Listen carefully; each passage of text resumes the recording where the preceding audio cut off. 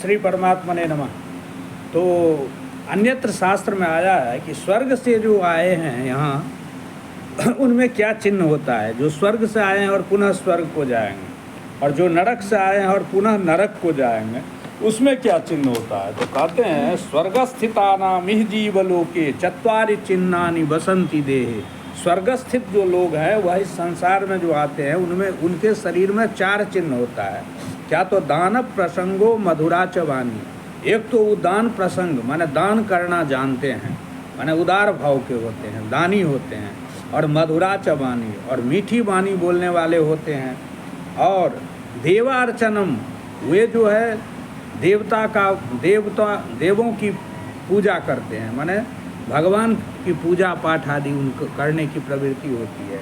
और ब्राह्मण तर्पणंच, ब्राह्मण को तृप्त करना उनका स्वभाव होता है, यानी ब्राह्मणों को भोजन कराना, दक्षिणा देना, दान देना, ये सब उनकी प्रवृत्ति होती है।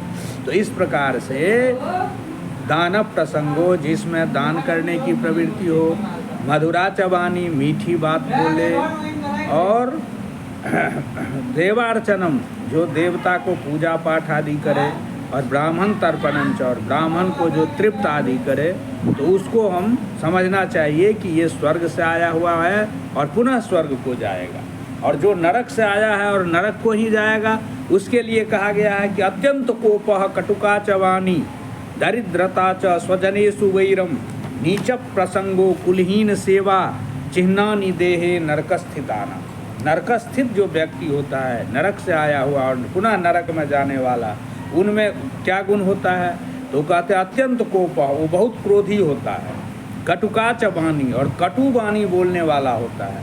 तो अत्यंत कोपः कटुका च वाणी दरिद्रता च, उसमें दरिद्रता पाई जाती है। स्वजनेषु वैरम, वो स्वजन विरोधी होता है, अपने परिवार के विरोधी होता है, अपने कुटुंब के विरोधी होता है। और नीच प्रसंगो, वो नीच व्यक्ति के प्रसंग में रहता है, नीच चिंतन करता है। और नीच प्रसंगो कुलहीन सेवा, और कुलहीन व्यक्ति का वो सेवा करता है। जो कुलहीन व्यक्ति होता है उसको वो सेवा करता है। तो इस प्रकार की प्रवृत्ति जिसको हो, तो समझना चाहिए ये नारकीय जीव है, नरक से ही आया है, नरक को ही जाएगा।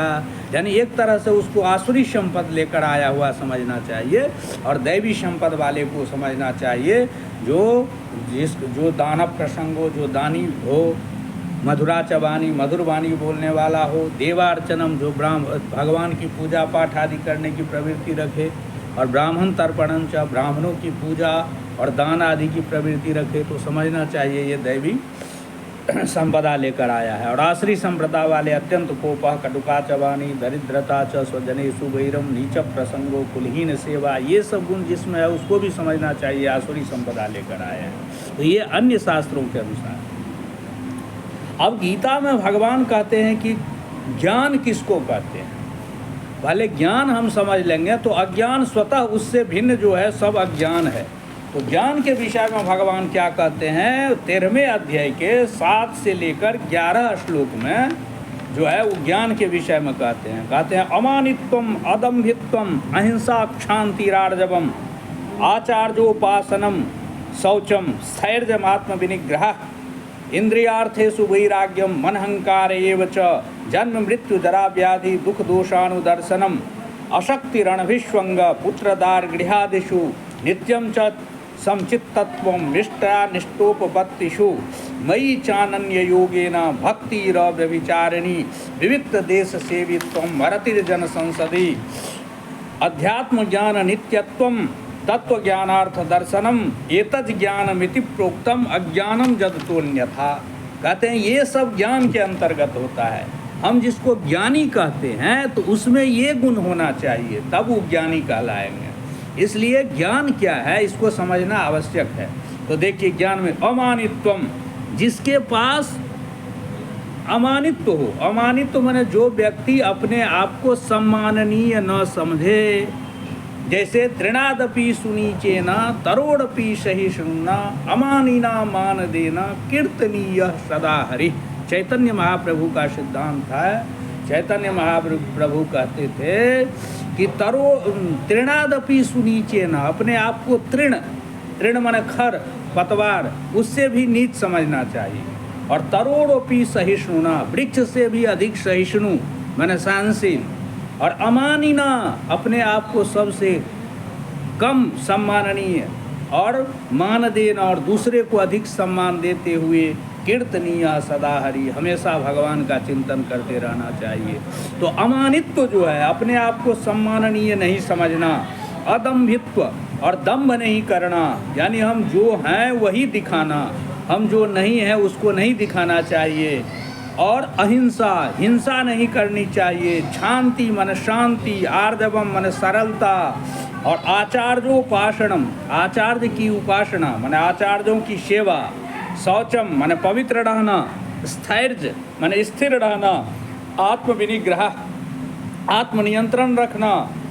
इंद्रियार्थेषु वैराग्यम, इंद्रियार्थों में माने इंद्रिय के जो अर्थ है, विषय है, उसमें वैराग्यम माने वैराग्य को धारण करना। अनहंकार एवं च, अहंकार से रहित होना। जन्म मृत्यु जरा व्याधि दुख दोषानुदर्शनम, इस संसार में या इस शरीर में जन्म मृत्यु जरा व्याधि और दुख इत्यादि दोष का दर्शन करना। मैंने इस संसार में मनुष्य को जन्म होता है, उसमें भी कष्ट होता है, मृत्यु होती है, उसमें भी कष्ट होता है, जरा माने बुढ़ापा आता है, उसमें भी कष्ट होता है, व्याधि रोगग्रस्त होने पर में भी कष्ट होता है। तो इस सब का जो दुख है, उस दुख और दोष का अनुदर्शन करना, नित्य चिंतन करते रहना। और अशक्ति रणभिष्वंगा, अशक्ति पुत्रदार गृहादिषु माने पुत्र में, गृह में, घर में और स्त्री आदि में अशक्ति, आसक्ति भाव रहित होना चाहिए। और नित्यम च समचित्तत्वम इष्टानिष्टोपपत्तिषु, कहते हैं इष्ट उपपत्ति और अनिष्ट उपपत्ति, माने जब इष्ट की प्राप्ति हो तब और जब अनिष्ट की प्राप्ति हो तब, दोनों परिस्थिति में समान रहना। क्योंकि इष्टानिष्ट प्राप्ति ये संसार का नियम है। कभी मनुष्य को इष्ट की प्राप्ति होती है, कभी अनिष्ट की प्राप्ति होती है। तो भगवान कहते हैं जो इष्ट और अनिष्ट की प्राप्ति में जो नित्यम च समचित्तत्वम, चित्त को समान रखना जो है वो ज्ञान है। और मयि चानन्य योगेन भक्तिरव्यभिचारिणी, जैसा कि हम लोगों से हो जाता है कि जब हम विपत में पड़ते हैं, अनिष्ट को प्राप्त करते हैं, जब अनिष्ट की प्राप्ति होती है तो हम भगवान को भी भूल जाते हैं। कहते हैं कि भगवान का जब हम सेवा किए तब हमको ये अनिष्ट क्यों मिला। तो भगवान कहते हैं नहीं, ऐसा नहीं। इष्ट और अनिष्ट जो है दोनों प्राप्त होता ही है इस संसार में आए हैं तो। क्योंकि पुण्य का फल जो है वो इष्ट है और पाप का फल जो है वो अनिष्ट है। जैसा कि वाल्मीकि रामायण में आया है, हनुमान जी कहते हैं रावण से कि प्राप्तम धर्म फलम तावत भवता नात्र संशय फलमस्याप्यधर्मस्य क्षिप्रमेव प्रपत्स्यते। कहता है हे रावण, तुमने धर्म का फल प्राप्त कर लिया, यानी तुम जो बहुत पुण्य किया था उसी का फल है जो सोने का लंका, और उसका तुम राजा हो और इतना बड़ा जो है राज्य है। और लेकिन तो ये जो तुम पुण्य किया उसका फल तो तुमको मिल गया। अब जो तुम सीता हरण जन्य जो पाप किया है उस पाप का फल भी क्षिप्रमेव प्रपत्स्यते, शीघ्र ही तुम प्राप्त करोगे। तो इस प्रकार मनुष्य के द्वारा संसार में जो आता है तो उसको पाप पुण्य सुख दुख भोगना ही पड़ता है पाप पुण्य के कारण। तो इष्ट और अनिष्ट की उपपत्ति प्राप्ति होती ही है। तो भगवान कहते हैं इष्ट और अनिष्ट की प्राप्ति होने पर समचित्तत्वम माने समचित्त होना चाहिए, उद्विग्न नहीं होना चाहिए। और मयि चानन्य योगेना भक्तिरव्यभिचारिणी, और मुझ में अनन्य योग से अव्यभिचारिणी भक्ति होनी चाहिए। ये नहीं कि जब इष्ट की प्राप्ति हो तो हम बहुत प्रसन्न रहते हैं तो भगवान को बहुत दुहाई दें, और जब अनिष्ट की प्राप्ति हो जाए तो भगवान को भी चूड़ दें कि जो आप कुछ नहीं करने वाले हैं, आप में कुछ पावर नहीं है, और उनकी भक्ति छोड़ दें। तो वो ऐसी भक्ति नहीं, कहते हैं वो अव्यभिचारिणी भक्ति होनी चाहिए। जैसे एक पतिव्रता नारी जो है, अव्यभिचारिणी नारी जो होती है सो केवल अपने पति से प्रेम करती है, उसी तरह भक्त जो है अपने इष्ट से हमेशा दिन रात अनन्य योगेन माने उसमें दूसरा योग ना हो, केवल भगवत चिंतन होता रहे, वो हमेशा ही होता रहे, न कि इष्ट की उत्पत्ति हो या अनिष्ट की उत्पत्ति हो। तो ये कहते हैं इस प्रकार मयि माने मुझ में अनन्य योगेन, अनन्य योग से अव्यभिचारिणी भक्ति होनी चाहिए। और जो ज्ञानी व्यक्ति है वो विविक्त देश सेवित्वम, वो निर्जन स्थान से भी होता है। विविक्त माने होता है जहाँ लोग नहीं रहे, तो निर्जन देश में निवास करने वाला होता है। अरतिर जन संसदी, और जन समूह में उनको प्रेम नहीं होता, क्योंकि 4 आदमी बैठ करके, 2 आदमी बैठ करके मनुष्य चिंतन नहीं कर सकता, योग नहीं कर सकता। इसलिए नीतिकार लिखा है कि एकाकिनो तपः, एकाकी व्यक्ति तप करता है। द्वाभ्याम पठनम, 2 आदमी मिल करके पढ़ता है। त्रिभिः गमनम क्षेत्रम, 3 आदमी मिल करके क्षेत्र घूमने जो है सो जाना चाहिए। और चतुर्भी बहुभी रणे, और बहुत लोगों के साथ युद्ध में जाना चाहिए। तो एकाकिनो तपः, तपस्वी जो है एकाकी ही रहते हैं, वही भगवान कहते हैं विविक्त देश सेवित्वम, निर्जन स्थान के सेवी होते हैं वो।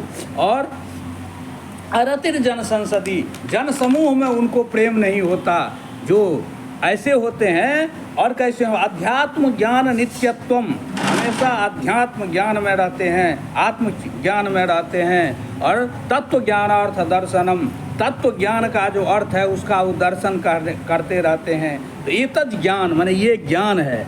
तो ये वस्तु जिसमें पाया जाता है वही ज्ञानी कहलाता है, और इससे भिन्न जो है वो अज्ञान है, और वो जिसमें पाया जाए उसे हम अज्ञानी कहते हैं। तो इस प्रकार के ज्ञान जो है वो जिसमें पाया जाए वही ज्ञानी कहलाता है। जय श्री